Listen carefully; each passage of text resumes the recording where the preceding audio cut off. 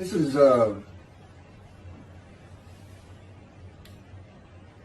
three different stories from the book God commanded and directed how I type it. Every word is His, every sentence, every page, every chapter, well, there's two books, both books. It's all His. And He taught me the material first. He always made it difficult, but He also always made me feel like I was a part of it, an actual writer. Even though it was all coming from Him at His command and direction. Orthodox Judaism, they like to say God dictated the Torah to Moses. I wouldn't call it what He does with me straight dictation, but it's definitely at His command and direction and a good bit of His dictation. But the first thing I want to address is the prophet like Moses. Now again, God comes from Adam, and of the peoples none are with Him. The peoples, that's the Jewish people. Who is His representation then? It has to be a Gentile. And He's coming from, Adam is considered, it was in Gentile lands. It's where it would fall within Jordan today, if it was still in existence. Coming from Adam, he's coming from Gentile lands, and Adam is associated with Christianity because of Rome. And Edomites, are descendants of Esau, the brother of Jacob, who became Israel, because all he did was marry non-Israeli women. And so all of his children were Gentiles. This is, I didn't, well, there's some, any events from Exodus, I'm pretty sure. The Lord your God will raise up for you a prophet from among the people, like myself. Him you shall heed. This is just what you asked of the Lord your God at Oreb on the day of the assembly, saying, let me not hear the voice of the Lord my God any longer, or see the wondrous fire anymore, lest I die. Whereupon the Lord said to me, and this is He's talking to me as Moses, they have done well in speaking thus. I will raise up a prophet for them from among their own people, like yourself. I will put my words in his mouth, and he will speak to them all that I command him. Just real quick, I will put my words in his mouth. He's not talking about teaching him what to go say, per se. When you are a man in divine beings, as Moses is, which I can point out in several different places, because anytime God comes to you, the angel of His presence, the Holy Spirit, who is a person, in a divine being, is with him. Angel of His presence, His Spirit. My Spirit is always with me and within me. I guess my Spirit's in me and I'm in my Spirit, encased in this body. God says, because I saw that too, when He was first teaching me Torah, and I said, well, you keep calling me the prophet like Moses. I said, I know, I speak to you face to face. We talk friend to friend, just like him and Moses. And I have written 2 books for you. We just went over this again for this video. And I wrote the 2 books for you. So, I mean, there's no question I'm doing the things that Moses did. But I'm not Jewish. I am his representation from Gentile lands. And again, none of his people are with him. None of the chosen, none of the Jews. So clearly had to be a Gentile. It's not the first time there's been a Gentile Moshiach. So was Cyrus of Persia. Elijah is a Gentile. He's a Tishbite, an inhabitant of Ramoth Gilead. Ramoth Gilead is above Adam, but it's still east of the River Jordan. It would be in the country Jordan today. and it was Arab and Assyrian lands. They were always fighting over it. Apparently quite beautiful. But he's an inhabitant, and you didn't do that back then. You didn't find any Israelites going and living amongst Arabs or Assyrians, unless you wanted to be a slave. It just didn't, or dead. It just didn't happen. He's an inhabitant, and God makes it clear. He keeps calling him the Tishbite. And there's no clan of Tishbites in any of the tribes that you can find. Now, I'll grant you this, not every tribe has a genealogical record. In Chronicles, of course, we have a lot from Kings 1 and 2, Samuel 1 and 2, and in Samuel with the kings of Judah, but no clan called Tishbite. It's just not there. And this guy just telling you, what do you think? Well, he's a Gentile. And as a matter of fact, when God takes him up in the chariots of God to heaven, and his body disappears, he had crossed over the Jordan. He was on the east side of it. So he was in where, again, the country Jordan is today. He was taken up in Gentile lands. And he was a Gentile. And I am also handling all of his tasks. I am considered Elijah. God has taught me everything of heaven you could possibly want to know or need to know or could understand in vision and by his words and in his power. I am Elijah, who really, since if I don't get done what I'm supposed to get done, primarily clear the way for the Lord and be his messenger of the new covenant, and recounsel the sons to the father and the fathers to the sons by being mindful of God's laws that he gave Moses at Horeb. In other words, make them righteous. Same purpose as Isaiah 53, where it says, for a purpose of God that might prosper. Well, but it doesn't tell us in Isaiah 53 what the purpose is. Well, you find out in Malachi, his purpose is, I'm returning to my temple, and we don't have it ready for me. It's not there. Okay, and now he knew it wasn't going to be there. If you look at the covenant of friendship that comes with Moshiach, who God calls David, my servant David, a shepherd. Does not call him King Moshiach. Does not say there'll be a kingdom established. Does not say he'll rule basically the world or all the Middle East. There's nothing in there. He's just a shepherd, and he's appointed all other shepherds, rabbis, are dismissed, and I am the only one he recognizes as Moshiach, as a shepherd. And I'm not a rabbi, though. When I usually say rabbi, shepherd, I think rabbi, and I should. You know, the leaders over the flock. But for me, I don't use the term, I don't want to use that. It means teacher. But I'm a shepherd, and I'll be teaching the matters that you have found on these YouTubes throughout the rest of my life, and along with my experiences with God, and try to get people to understand him and his personality in greater detail. Because I mentioned this before, the first people to read his writings, or to hear it read to them more likely, was in antiquity. And he had to have a certain persona for the times. And in those times, people felt God was always angry.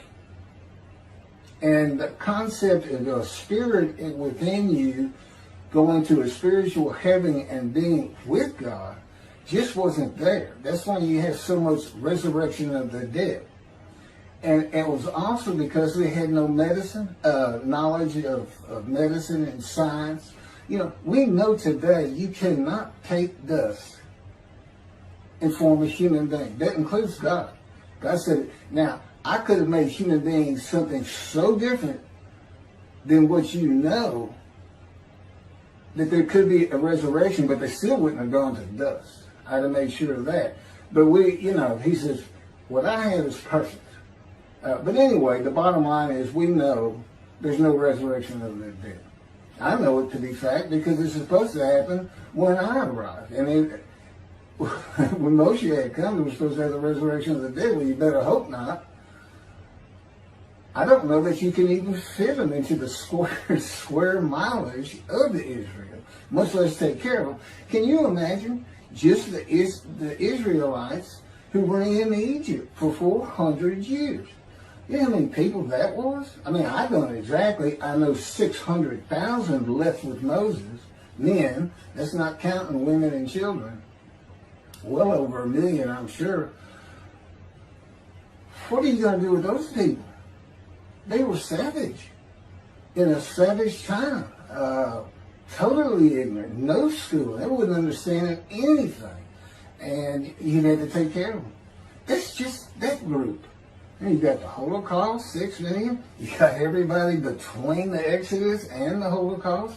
Now you got everybody some 70 years later after the Holocaust. You know, and scientifically and medicine, everything, we know it can't be done. It's not going to be done. But anyway, prophet like Moses on a Gentile. But what Gentile? The descendant of King David, one of the greatest Israelites ever. And God considers me Israelite. And God is not bound by the laws of man or the laws of the Jews. Period. He said, that's for y'all. I'm not bound by anything. I am God. That's how he sees things. God. If I say you're an Israelite, is it any different than I had it written that you were now Abram the Hebrew? Well, he wasn't a Hebrew, but I decided he was. I'm God. Mordecai the Jew.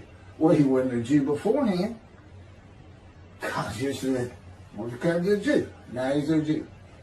Which I've noted, you know, the name Jew comes up. It has nothing to do with Judah. Nothing to do with Judah. It comes up in the exile, and it was in Persia. And if anything, this is how God tells it to me. He didn't give me an absolute answer, but it's a dilution of the Hebrew blood because of intermarrying that was going on during the exile. I don't know if that's between just tribes or tribes and Assyrians, Persians, whoever. But in any event, Jude comes more from Hebrew than anywhere. They both end in A-W. And those are the words God wanted. And he said, these words will identify my people forever. And they have. So, I'm Israelite. I'm definitely not Jewish, but I'm descendant of King David. And that, nobody can have a genealogical record of that. It's because the Spirit of God lit upon me and entered into me, and God is in his Spirit. So when you see the Spirit of God lights upon somebody, and we learn this in Ezekiel, and particularly the concept God is in him, but although it shows up in 2 or 3 other places, why didn't God have it written that way? Spirit of God lights upon the twig of the shoot that grows from the stump of Jesse. And the stump is all about Jesus, because God knew, well, it's a stump because of the banishment of the last king before the final Babylon, whenever they took him away, deportation. Jeconiah, and he was banished from ever ruling over Judah again. And of course, all the kings sat in Benjamin. The lands of Benjamin, which are kind of a divide between Judah, the kingdom of Judah, the kingdom of Israel, sometimes called Samaria. It's a divide, but Benjamin is considered part of Judah because that's where the kings rule from. But God made it the stump. He knew the Christians were going to use the line of the kings of Judah to get to Jesus. Now, I don't know if he actually knew the name would be Jesus. As a matter of fact, it's supposed to be Emmanuel. If they had followed the prophecy, they say prophecy satisfied, and they shall call him Emmanuel, which means God with us, and then they name him Jesus. So I don't know. You can't make heads or tails of that religion. Other than it's nothing but a human sacrifice cult, if you want to sum it up, of a mythical man named Jesus, a mythical man.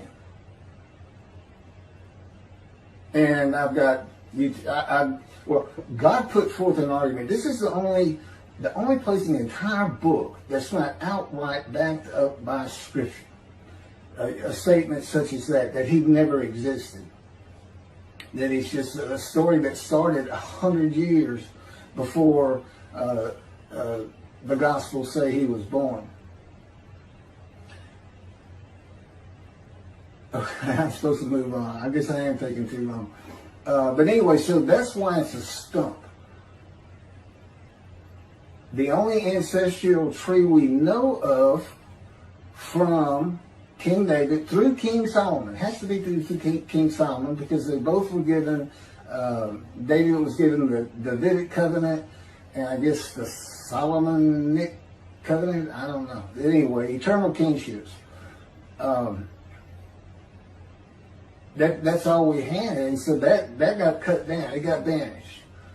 And so a new tree sprouts, and that would be the genealogical tree that I'm a part of. The shoot that grows from the stump, and somewhere down the line, here's a little bitty leaf, a little bitty stem and a leaf, and that's me. And my name would be written on the leaf, Keith. And so I'm part of the genealogical tree that we don't know anything about. But I know who I am because the Spirit of God lit upon me, entered me, and God is in His Spirit, and God flat out told me, you are descendant of King David. You are Israelite. You are of the Israelites, and you are an Israelite as far as I'm concerned. In any event, for those who don't like how God does that, and I guarantee there's someone out there, I'm going to be an Israeli citizen one day, which means I'm converting to Orthodox when we get to Jerusalem. Meet some people I want to be converted by. I started the conversion process here at a conservative synagogue, the largest conservative synagogue, or one of, in the world. Great people, but it was God wanted me to experience. Oh, by the way, I didn't tell anybody who I was. I didn't say anything. I didn't walk in and say, hey, I'm Moshe. I mean, it's hard enough doing it long distance with these videos. We didn't say anything, but I went through the high holidays. I learned a lot. I got to know the people. It was an incredibly great experience, and I'm glad I went through it, but maybe midway through, my father had a heart attack, and he went through a quad bypass, and actually survived. I still live with him today. I take care of him and my mom in return for room and board, because God had me stop working 13 years ago. And fortunately, I finally started getting some Social Security money here recently on an early filing at 63, just turned 64. But, so I'm going to be converting, and I learned that means I have been a Jew since birth. So that's going to take care of the whole issue. So picking up,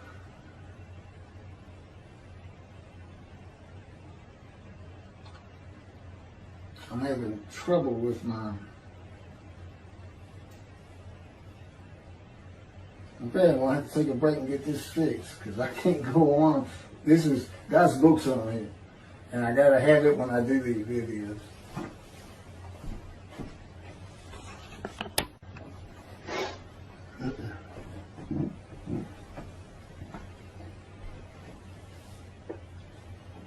Okay, I got that fixed. As I mentioned, Moses is a man of divine being. And why is that? Because he hears God talking to him. In Ezekiel, I can't give you the chapter and verse. In Ezekiel, God tells him Ezekiel, or old mortal, I'm not sure which, I think he said Ezekiel, stand up upon your feet. And actually, that happens more than one time. Ezekiel, stand up upon your feet. I've got a side note on that in just a moment. Ezekiel says, at that moment, a spirit entered into me, and I could hear his words. Couldn't hear his words until the spirit entered into him. God is in his spirit. So if God is talking to Moses, and we already know wherever God's presence is, the angel of his presence, the Holy Spirit is. So immediately, we know that the Spirit has entered Moses, and God is in his Spirit, and Moses can hear his words. So he's a man of divine things, which is a host of the Lord's host, according to 3 verses out of Joshua that concern the captain of the Lord's host, who's a harbinger of me. In those 3 verses, you find out he's a man in divine beings. Clearly, he's captain of the Lord's host. He's a host. And that's what we learn. And a harbinger, because it is made clear he's a Gentile. It's clear he's a Gentile. And what does he say? What does he say? Now I have come. And we never see him again. That's it. He's a sign, he's a harbinger of something to come. And that's Moshe. Man in divine beings, that's me. So, and a Gentile, as of today. And an Israelite. But in any event, I'm going to convert Orthodox. Okay, this is, I have 3 short stories that God dictated that I'm going to go over. And you need to hear that backdrop about Moses. This is called Moses and the Angel. Moses tells the Israelites, this is from Exodus chapter 23, verses 20 and 22. And by the way, when I was talking about the prophet like Moses, I said what I had was coming from Exodus. I'm not sure about that at all. It may be the last book of the Torah. I'm not sure. Moses tells the Israelites that God is here in order to test you, and in order that the fear of him may be ever with you. And well, it should. God had Moses set a rule before the Israelites regarding the angel he sent to guard them on the way and to bring them to the place that he had made ready. That's the angel of his presence. I am sending an angel before you to guard you on the way and to bring you to the place that I have made ready. Pay heed to him and obey him. Do not defy him, for he will not pardon your offenses, since my name, which is Hashem, God, since my name is in him. I think it's actually the name for Hashem. But anyway, that's what he's saying. I am in him. But if you obey him and do all that I say, obey him, do all that I say. He's not saying to do everything the angel says. It's because they're like this. They're right together. I will be an enemy to your enemies and a foe to your foes. God had Moses set a rule before the Israelites regarding the angel he sent to guard them on the way and to bring them to the place he made ready. There are no orders, instructions, rules, or commandments between an angel and Moses or an angel and the Israelites.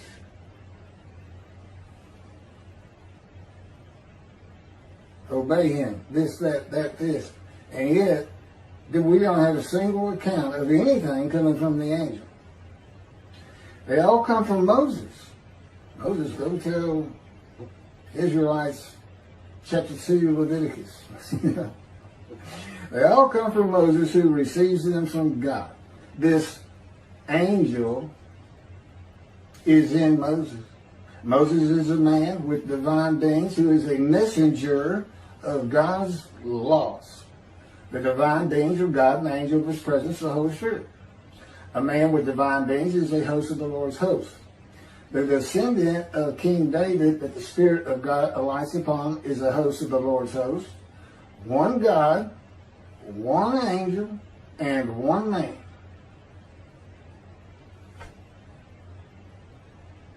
Every prophet of God. Every prophet of God, because he speaks to his prophets. And if he does, the Spirit enters into them, who is also the angel. You can also, I have a much better chapter that God tells me that was set up for me to teach from. And that's Zechariah chapter 1. And you might recall the phrase, a man standing in the myrtles. Okay? That man standing in the myrtles, actually sitting on a horse standing in the myrtles, becomes the angel of the Lord in the myrtles when you read it closely. And I have a YouTube video on it, and of course it's in the book. And it has to do with a question. Rashi says, we can't figure this out. It's too enigmatic. It's like a dream and a vision. We can't. Here's Rashi, known for saying Isaiah 53 is the people of Israel. You know what he says? We have to wait for the teacher of righteousness to understand what this is. Well, the teacher of righteousness is here. That's Isaiah 53. And I have the answer. I know what it's all about, and it actually ties into what's happening today. You know, with me in these books in the covenant, that includes sin forgiveness. Okay, the next one is, and this really goes to a man in divine being, Spirit entering into you. Moses and Joshua the attendant. Joshua, the attendant, was named Hoshi in the Exodus. Now this is from Numbers. That's 13 and 6. Joshua the attendant was named Hoshi in the Exodus. From the tribe of Ephraim, Hoshi, son of Nun. Numbers 13 and 6. And his name was changed to Joshua by Moses. Those were the names of the men whom Moses sent to scout the land. But Moses changed the name of Hoshi, son of Nun, to Joshua. Numbers, chapter 13, verse 16.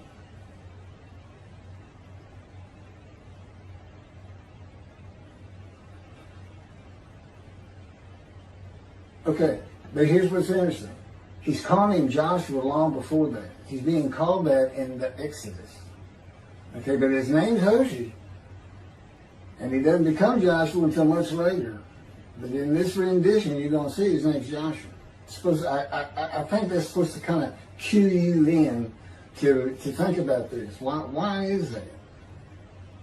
On the first ascent of Moses, you know, I don't have the chapters and verses. Well, I'm sure y'all are more familiar with it than I am. We don't do much Torah. God says, my people have just about minced it down to nothing.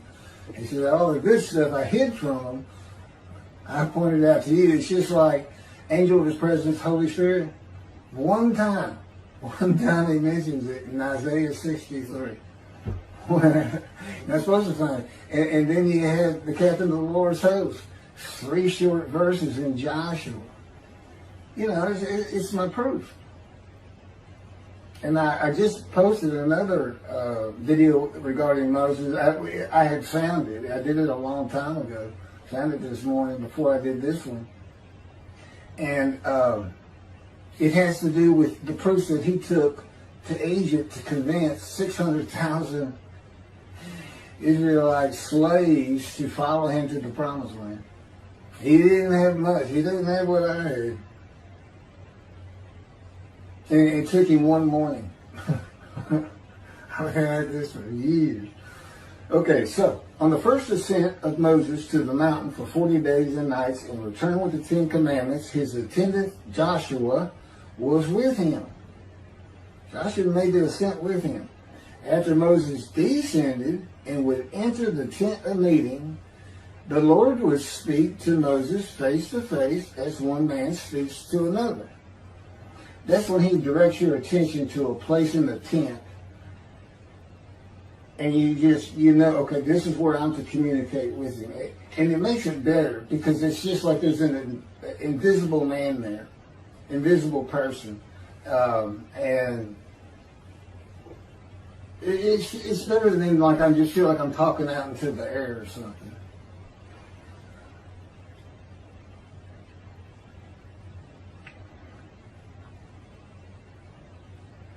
And as one man speaks to another. And he would then return to the camp. But his attendant, Joshua, son of Nun, a youth, would not stir out of the tent. Joshua's name was Hoshea at the time. So Moses goes into the tent, talks to the Lord face to face, and Joshua's right there with him. And then Moses gets up and leaves, and Joshua stays. His attendant does not go with him. He stays in there with God. Joshua did not leave the tent of meeting where Moses would speak to God face to face. At this time, the face of Moses was not seen as radiant. When Moses ascends the mountain the second time for 40 days and nights and returns with the 10 Commandments, the skin of his face is radiant. And thereafter, when he enters and exits the tent of meeting, the skin of his face is radiant. And Hoshea, Joshua, is not mentioned again on the mountain or in the tent. Joshua the attendant, who is Hoshea the attendant, represents the person of the Spirit of the Holy God, the angel of God's presence, who has now alighted upon and dwells within and without, by the way, Moses of the radiant face. That's what the radiant face is. You know, you can make up all kinds of different interpretations, I suppose. But for what I'm doing with the man in divine beings and showing that includes Moses, that's what that was all about. You know, it's just symbolic of no, it's not metaphors. In any event, the next one is Moses and the 70 elders. Yeah, all these stories and everything is going to man and divine beings. The Spirit of God, angel of his presence, has entered into you, and God is in his spirit, and he's in his angel.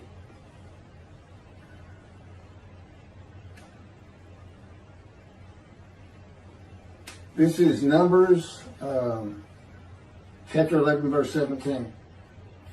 God tells Moses, I will draw upon the spirit that is on you, and put it upon them. They shall share the burden of the people with you, and you shall not bear it alone.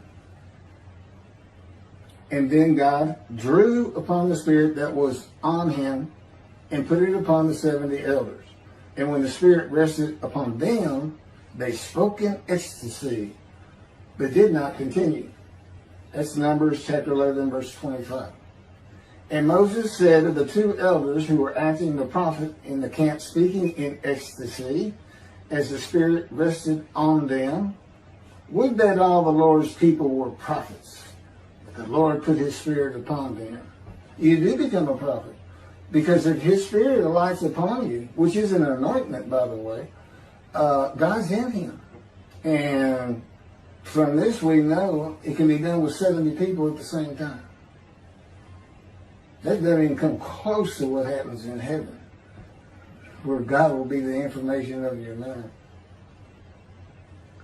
And Moses said to the 2 elders who were acting the prophets in the camp, covered that. That was Numbers chapter 11, verse 25. Okay. The spirit that was drawn from Moses and put upon the 70 elders is not the spirit that was born in Moses and that was Moses. The same spirit that is in all men. What was drawn from Moses was the Spirit of God. And the Spirit of God is a person. The first person created by God. The 70 elders had become hosts of the Lord's host, men and divine beings, with the purpose of God that they share the burden of the people with Moses. When each heard the angelic voice of the Spirit of God speak to them, within them or without them, it can be as though just to your mind from within. Most often, it's from without me. In other words, it's like a great cloud. I tried to explain this before. That descends upon you. Okay, so wherever I go, this great cloud is, this presence that we can't see. God's presence and the presence of the angel. If I were in a room and 20 people were seated, that presence would surround them. Like a cloud would descend upon you right now. It would just surround you. It wouldn't penetrate your skin. That's the difference with me. It flows through me. It's as though my skin and bones and body, it goes straight to my spirit. My spirit is jumbled up in those, God, angel, me. Of course, my spirit is the same as the Spirit of God as far as the elements that it is comprised of. But I'm still I'm still Keith. I'm not three people or anything. It feels like it sometimes. It's certainly not any kind of a Trinity. God is God. It's just the composition of the unseen, the heavenly realm of God, if you will. That's just, that's how it's done. This is how He communicates to the world. And the Jewish people in Judaism don't know this.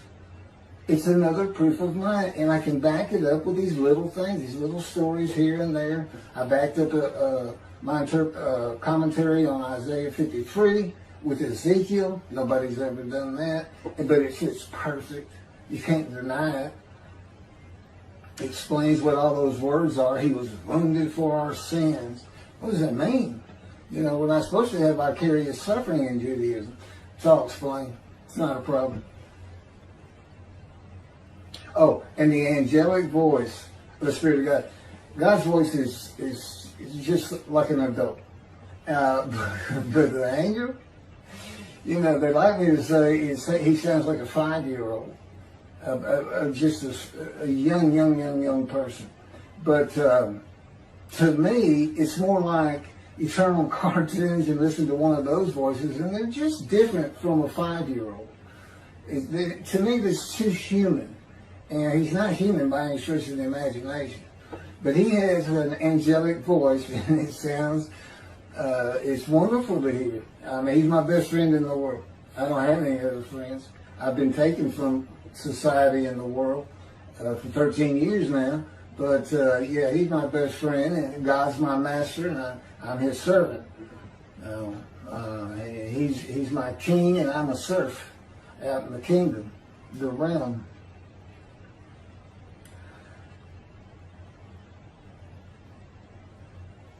Okay, so when each heard the angelic voice of the Spirit of God speak to them, in them or without them, they became very excited and were saying all kinds of different things depending on what the person of the Spirit of God was saying to them.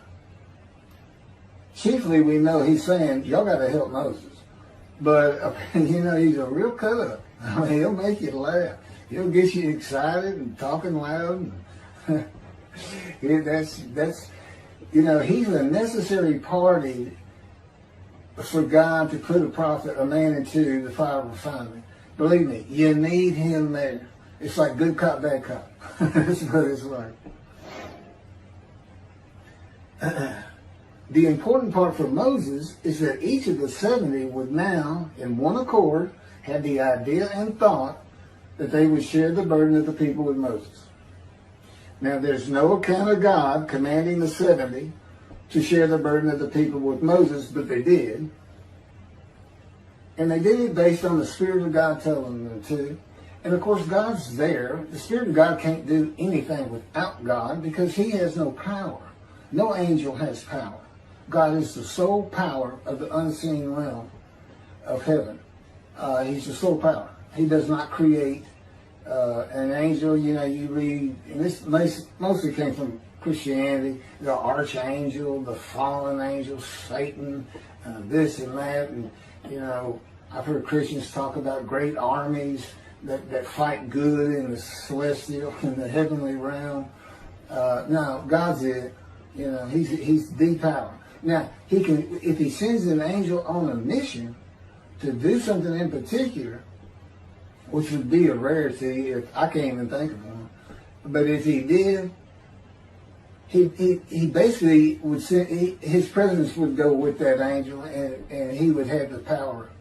It would be God's power, but he'd be doing it for the angel and whatever he was supposed to do. So, that's more about Moses from the Torah, coming from Mashiach, the Gentile atheist of 50 years, that has never been seen. I'm quite certain, because I know Judaism doesn't recognize the Spirit of God as a person. And they never talk about the angel of his presence. So I know they don't have any of this. Again, a greater proof of who I am and that these words are true. And it all fits. And I got backup. I got, God just left little acorns here and there. Every pig gets an acorn now and then. I think it's pig. I don't know. But anyway, thank you for listening.